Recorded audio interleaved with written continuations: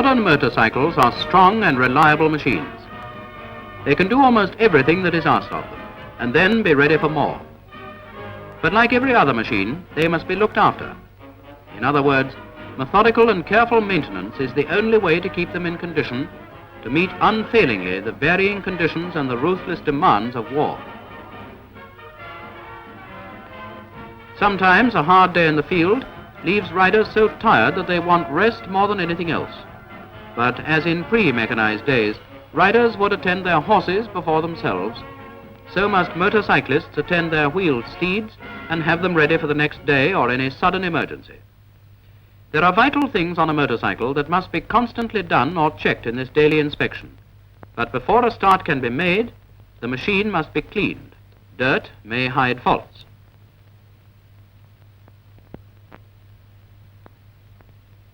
When cleaning is finished, fill up with petrol. By the way, don't insist on a brim-full tank, as vibration and bad surfaces will cause petrol to leak out through the filler cap and so waste precious fuel. Another point, screw the filler cap up tightly. Then top up with oil. A machine only runs well when it's well lubricated. When petrol and oil are filled, you'll be ready to move at a moment's notice if needed. Remember, however, before starting off on your next run, to check the oil circulation by looking at the oil indicator. If one is not fitted, you can generally check the flow of oil from the return pipe in the oil tank. Inspection should follow a definite sequence. Tire pressures must be checked to get the best out of your tires and your machine. On any surface, smooth or rough, level or gradient, the tires must be at their correct pressure. To be sure of correct pressure, check your tires with a gauge. He's put the dust cap on the ground. Never do this. Put the dust cap and gauge either in your pocket or in a safe, clean place. Notice how he gives the inflator a couple of pumps to clear any dust or water which may have got into it. This daily inspection has an important place in the maintenance of a motorcycle because it is a brief check-over to make certain that vital parts are functioning correctly.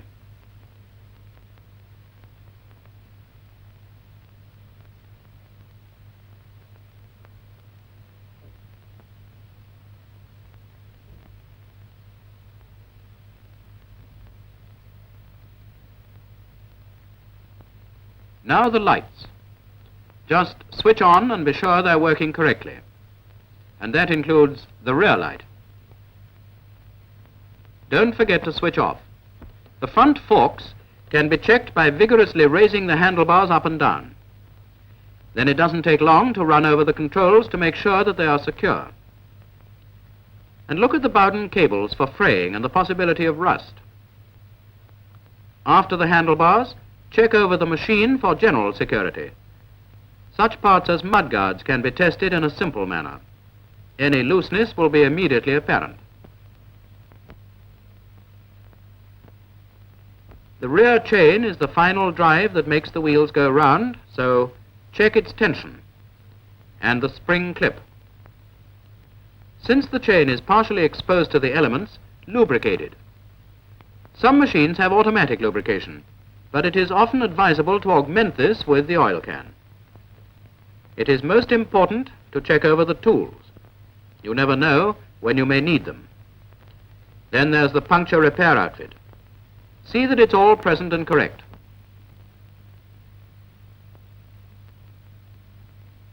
And check the spares for front and rear chains. A missing link makes a chain useless.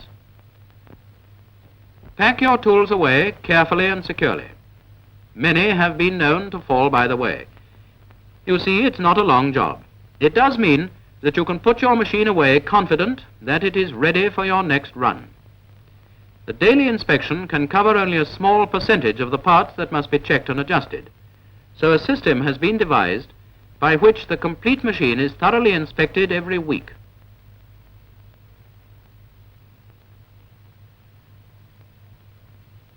This is called the task system, and it consists of 6 daily tasks which must be completed every week.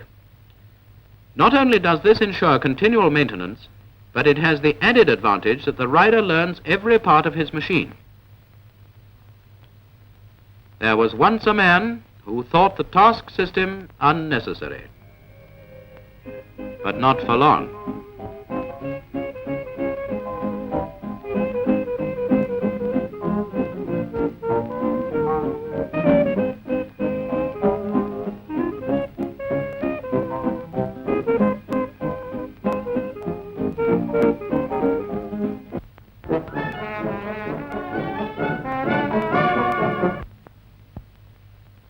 Each task contains a number of definite jobs. For instance, task number 1 is connected with the engine.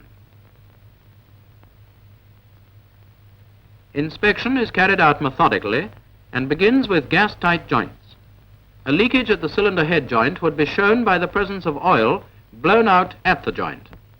If this is covered with dust or mud, it must be wiped to inspect it.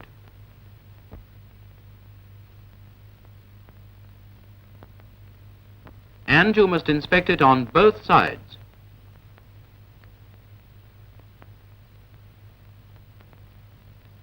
The engine mounting follows for security of such parts as the engine plate bolts and crankcase bolts. Be careful not to use too much force on any bolts. Continual over-tightening will stretch them.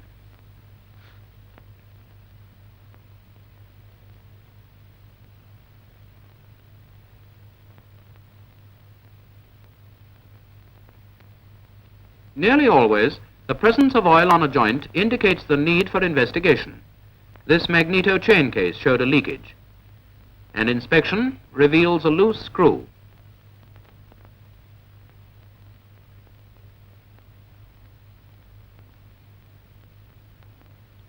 So far, the engine has been checked for security.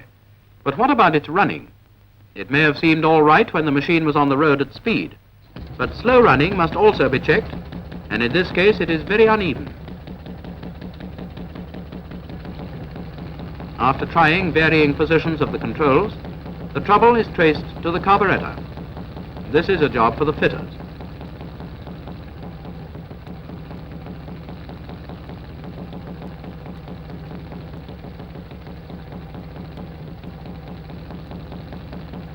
This is how it should have sounded.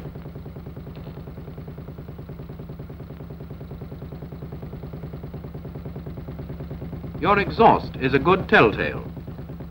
Not more than a faint blue smoke should be visible, much too faint for the camera to notice.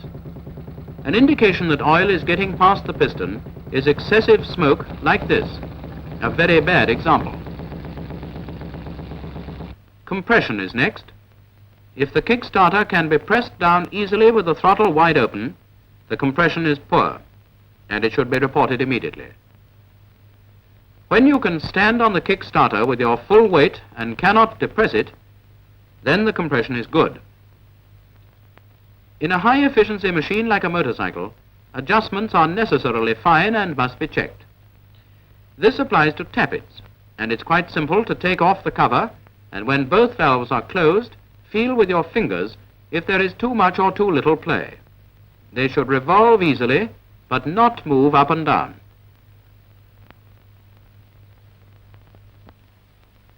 Now let's have a look at task number 2, which deals with engine, lubricating system, and fuel system.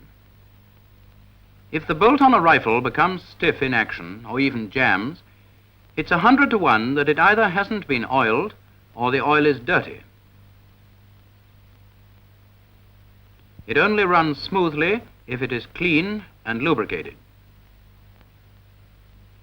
The moral is, keep your oil topped up and feel it to test its quality. To add clean oil to dirty oil that has lost its lubricating qualities is useless. Apart from the scheduled change, test the oil regularly and change it before, if necessary. It is not much use having nice clean oil if it's going to leak out. So see that the crankcase plug is secure and the oil unions. The best way to spot a leak here is to keep them clean. Then you can see immediately if oil is being lost.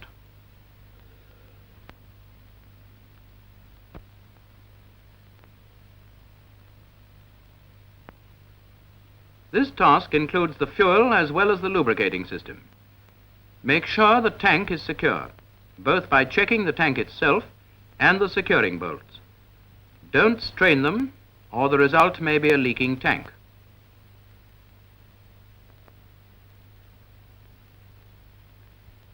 Then the carburetor. See that it is secure on the cylinder and that the float chamber is tight onto the mixing chamber. Finally, see that the carburetor is upright, and at the same time examine for leaks. If you see it dripping, then there is something radically wrong and it must be reported immediately. It's very simple to test for leaks at the petrol tap. If your finger is dry, then obviously the tap is also dry. The same simple test does for petrol pipe unions. Petrol pipes, both flexible and metal, must be checked for chafing and kinks. This one is rubber and has worn against the dynamo strap, and as the damage is severe, it must be changed.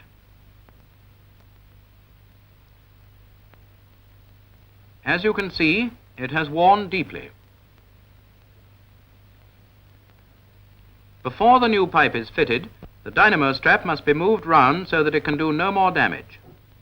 This, you see, is quite a simple operation.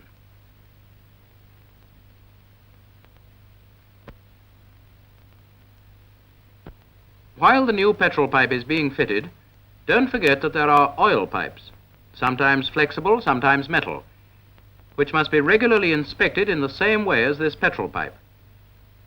By the way, when you replace a petrol pipe, remember to turn on the petrol and test the unions for leaks.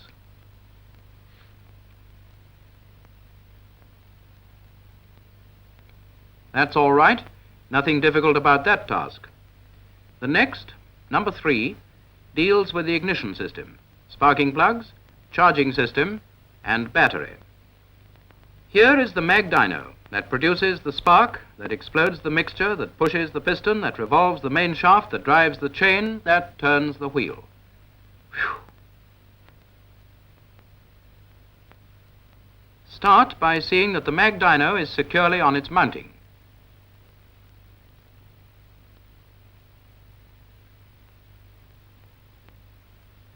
Then remove the contact breaker cover. It's rather tricky, but not difficult if you don't use force. And see that the inside is clean and free from moisture.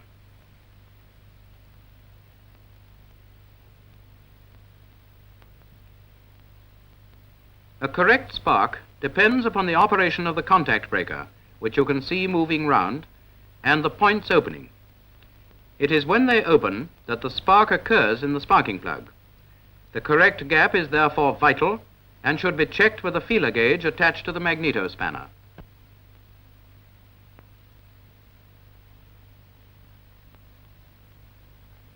Replacing the cover is a fiddling job like taking it off, but you soon get the knack with practice.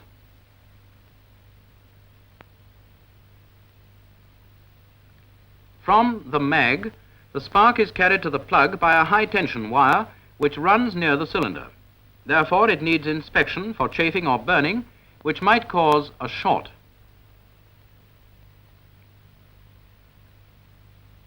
Having arrived at the plug, our task number 3 says, examine it.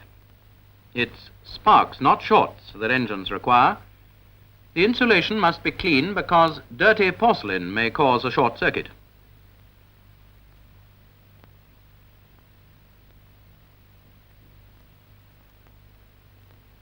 Whether the insulation is porcelain or mica, it must be kept clean.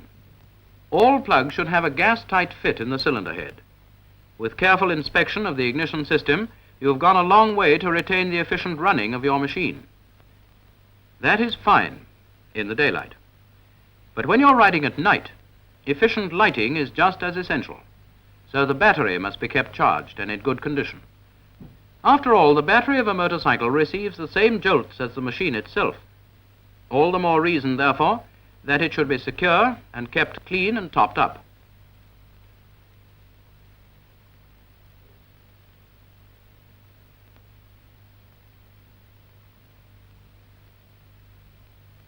Dirt has even found its way in here and may cause shorts. It's most important that the top of the battery should be kept free from dirt and dry. Though not difficult, it requires patience to get round all the nooks and crannies.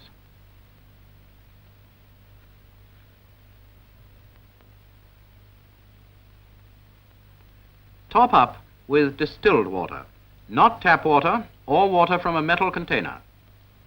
It needs sufficient to cover the plates 1/4 inch only. More than this may be spilt by a vibration and road shocks.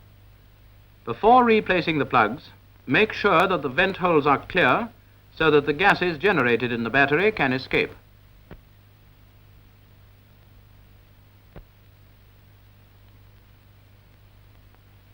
Vents, plugs and battery top, all nice and clean. Now the terminal should be checked for security and corrosion. This is as important as it is simple. Finally, smear the terminals well with Vaseline or lanolene to prevent corrosion. If neither is available, then clean the terminals frequently with a dry rag.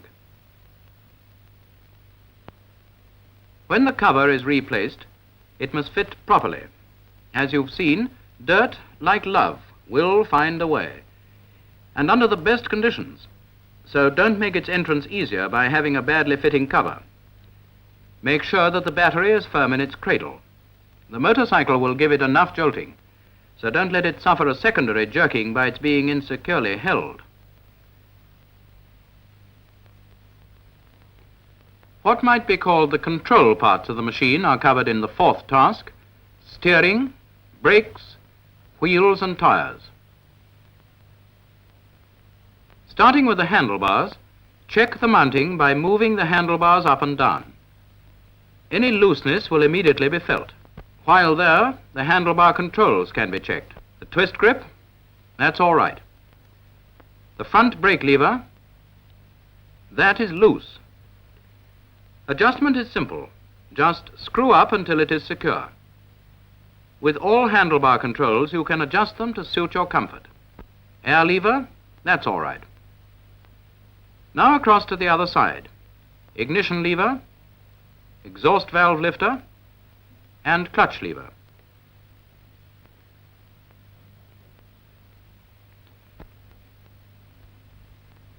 If a machine developed a wobble like this, the steering assembly would immediately be suspected.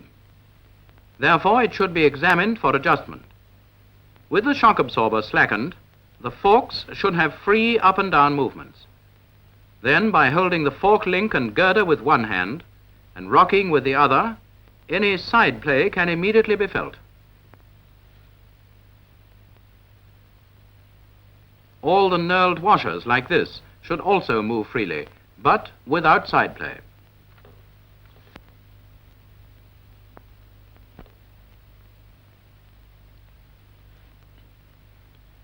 Now for the main spring. A weak spring like this shows itself by throwing the fork links well out of horizontal. If the tension is correct, the fork links should be almost horizontal. Now you can see the difference when a new spring is fitted. Loss of tension, by the way, only takes place very gradually. The steering head is the last of this assembly, and for this the crankcase must be chocked up. First, completely slacken off the steering damper. Then, by getting in front of the machine and rocking the forks, any play can be felt. There appears to be none here, but if there were, it would have to be reported, as it's not a job for the rider. While the machine is chocked up, have a look at the tires for cuts and uneven wear. The tread is liable to pick up bits on the road. Get them out before they cause a puncture. Hard riding conditions cause strain on the spokes, and they tend to loosen. They should therefore be regularly checked, and any loose spokes must be reported. Don't forget, there are spokes on both sides of the wheel.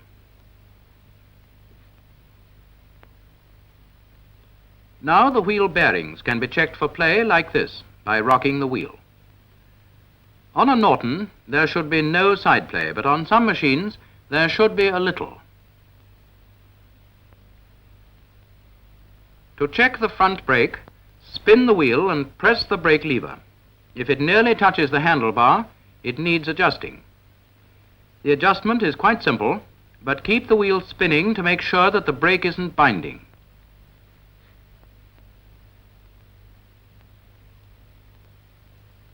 Now the brake lever has good clearance from the handlebar when it's full on.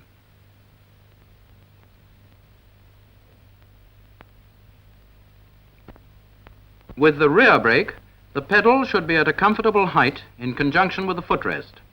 This is much too high.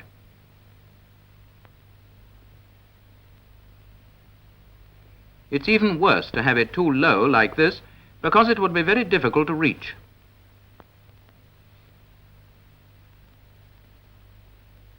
Generally, it should be approximately level with the footrest, like this.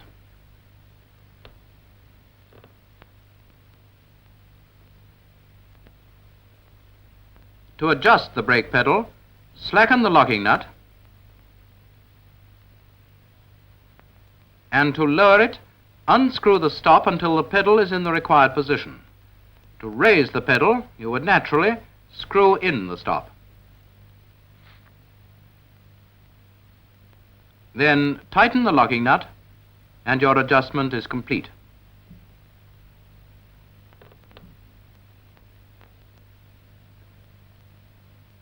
Now you can see the value of correct adjustment.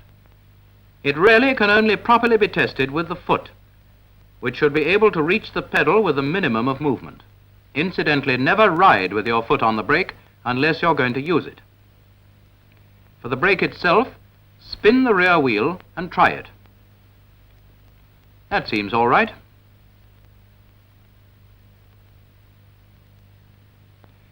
Nobody likes this sort of thing to happen.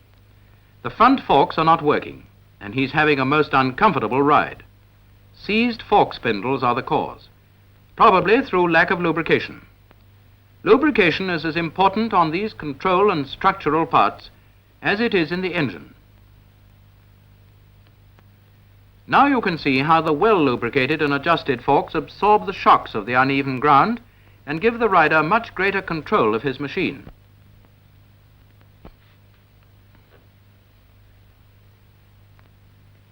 As a principle, it can be said that any part that moves needs lubricating. Let us run over a few of them, such as the steering head. Be careful here not to over-grease, or it'll find its way onto the steering damper. Always wipe the nipple clean before greasing, and don't forget to wipe the surplus grease off. It only collects dust. That was the steering head. Now the spindles. And there are 6 nipples to ensure that they receive sufficient lubrication.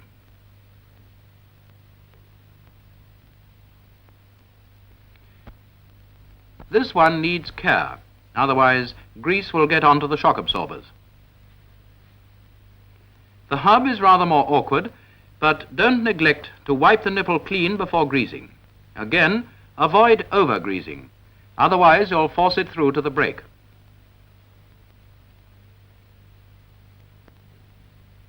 The hub is filled in order to grease the bearings which are on each side. This cutaway model shows a correctly packed hub. Some motorcycle hubs cannot be greased with a gun and have to be dismantled and the bearings packed by hand. The filthy condition of this bearing is the result of mud and water getting in, and no amount of greasing can remedy the damage. So, periodically, the hub should be dismantled, cleaned, and repacked. When mud gets into a bearing, it acts as a grinder, with this result: badly worn and with considerable side play. This is how a bearing should look and behave. Easy to revolve, but without any play.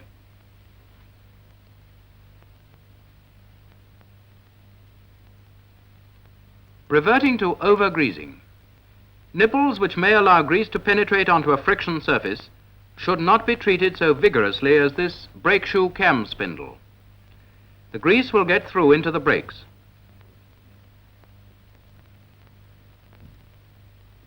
The wheel, revolving, will spread it onto the linings and render the brakes useless. For general lubrication, the oil can should be used intelligently, neither sparingly nor liberally. Lubrication is to prevent friction on moving parts. Therefore, give each part sufficient for its job, but don't smother it.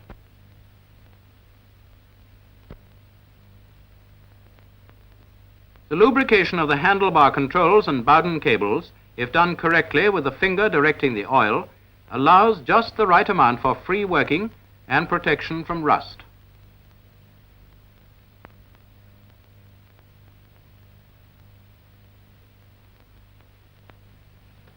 The fifth task deals with the transmission. This includes the primary chain, clutch, gearbox, and rear chain. If you want your machine to run smoothly, the transmission must be smooth. The power of the engine must be transmitted to the rear wheel with the greatest amount of efficiency. Starting at the front, the clutch lever should have free movement. This one is too tight, and the result is a slipping clutch. You'll see that the rider has opened his throttle without any increase of speed. The clutch cable, being badly adjusted, does not allow the clutch plates to close and grip firmly. Now you see the difference. There is more movement, allowing the plates to close completely because there is sufficient free movement at the clutch lever. 1/4 inch is enough.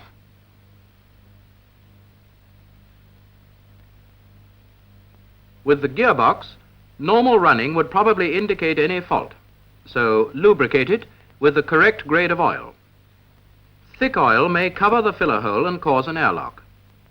Using the oil can prevents this. As power is transmitted from the engine to the gearbox by the primary chain, this chain is vital. Correct tension is most important, and the method of testing it is to feel the adjustment through the inspection hole.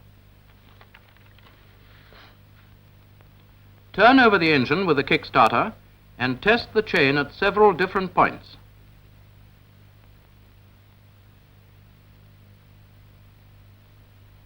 With the cover off, you'll be able to see the correct amount of up and down movement, which should be approximately 3/8 inch at its tightest point.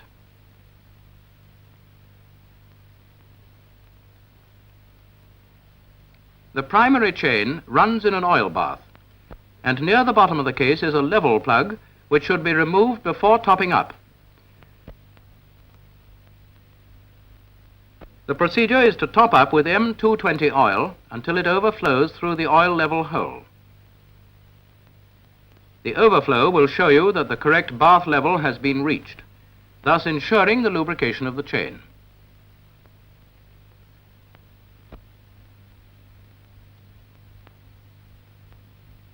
When replacing the plug, be careful not to over-tighten and damage the washer. Don't forget to replace the inspection cover, otherwise oil is liable to splash out and dust get in. The rear chain is the final stage of the transmission. We have taken off the guard. If the chain is loose, it would give jerky transmission and increased wear. This chain is obviously in need of adjustment.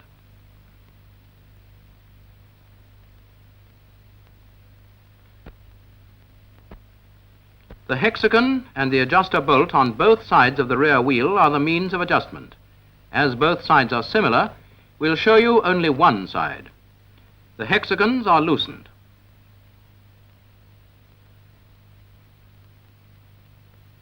The locking nut on the adjuster bolt is slackened, and the adjuster bolt is screwed in and the turns noted until the wheel has moved far enough back to take up the slack in the chain. The correct amount of up and down movement, about 3/4 inch, is taken midway between the gearbox and rear wheel sprockets and at the tightest point of the chain.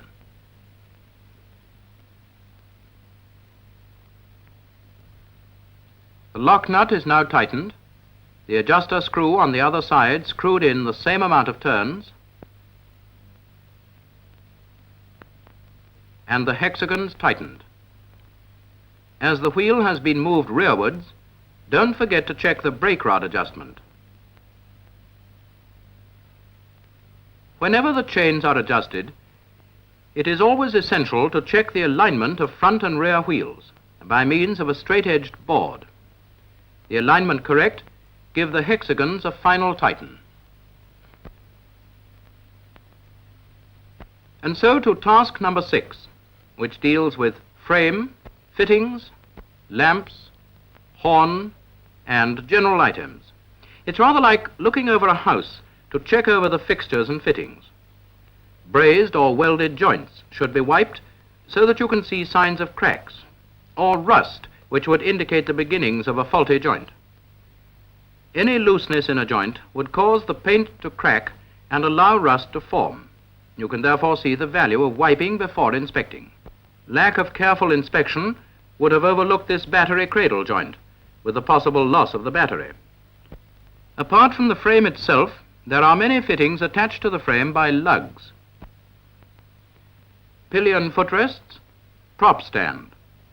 These are subject to damage which might pass unnoticed except for a regular inspection. The security of bolts and nuts must be checked because a motorcycle has tough work to do and nuts may loosen. As you know, vibration and road shocks tend to loosen nuts and bolts, and constant inspection is necessary. Spanners should be used to check security and should never be forced. As you see, the pressure is firm and just great enough for the particular nut or bolt.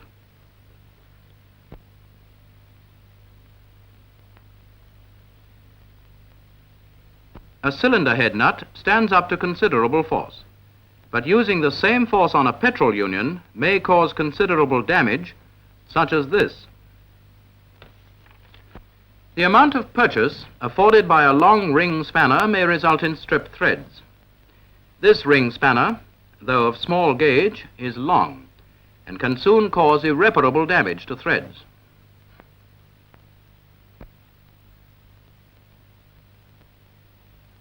Look at that for a stripped thread. Another point, use a spanner of the exact gauge required. If the spanner gauge is greater than the nut, the corners will soon be worn, and so will your knuckles. In addition, the correct spanner should be used for each job. For instance, these two spanners fit the same size nuts. The large one should be used, for example, on a holding down nut, which is designed for greater tension.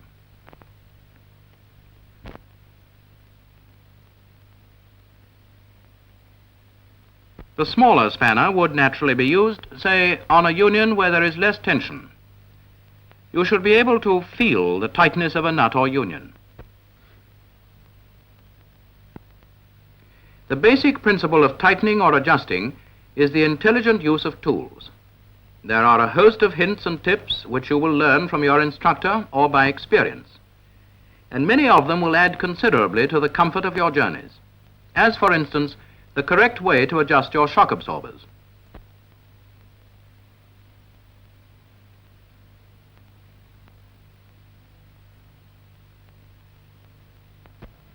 There is nothing involved in the task system. In fact, it is as straightforward as it is essential, because it has been devised to ensure that every part of the machine is regularly examined in a methodical rotation. The system is flexible, but all the 6 tasks must be carried out on your machine every week. And then you'll keep your machine up to concert pitch, so that it will unfailingly respond to all the demands you may make of it.